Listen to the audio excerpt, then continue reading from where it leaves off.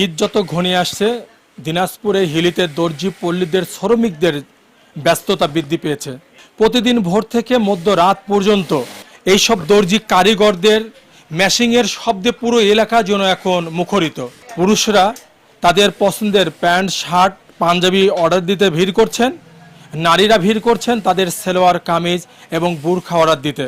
কাজের অনেকটাই ব্যস্ততা, যে ব্যস্ততার কারণে 20 রমজান থেকে সব ধরনের অর্ডার নেওয়া বন্ধ করে দিয়েছেন এখানকার টেইলার্সের মালিকরা। তবে কাজের গতি অনেকটা বৃদ্ধি পাওয়ায় খুশি এই সব দর্জিপল্লীর শ্রমিকরা।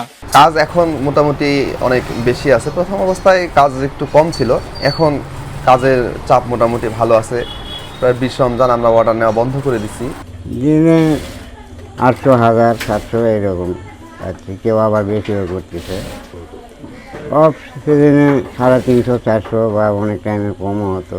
হ্যাঁ, কাজ এখন আলহামদুলিল্লাহ অনেক ভালো, যেহেতু ঈদের আর বেশি সময় নেই, আমরা কাজের অনেক চাপে আছি। পাঞ্জাবি সেট সেলাই করলে এখন পাচ্ছি 220 টাকা, জুব্বা সেট সেলাই করলে পাচ্ছি 240 টাকা, এবং শার্ট সেলাই করলে পাচ্ছি 115 টাকা, আর প্যান্ট 160 টাকা করে দেওয়া হয়। আমাদের সারা বছর কাজ কমে থাকে, মানে চলার মতো আর কি হয়। এখন ঈদের সিজনে কাজ আমাদের প্রচুর পরিমাণ হচ্ছে। তাদের ন্যায্য মজুরি পাওয়ায় তারা অনেকটাই খুশি।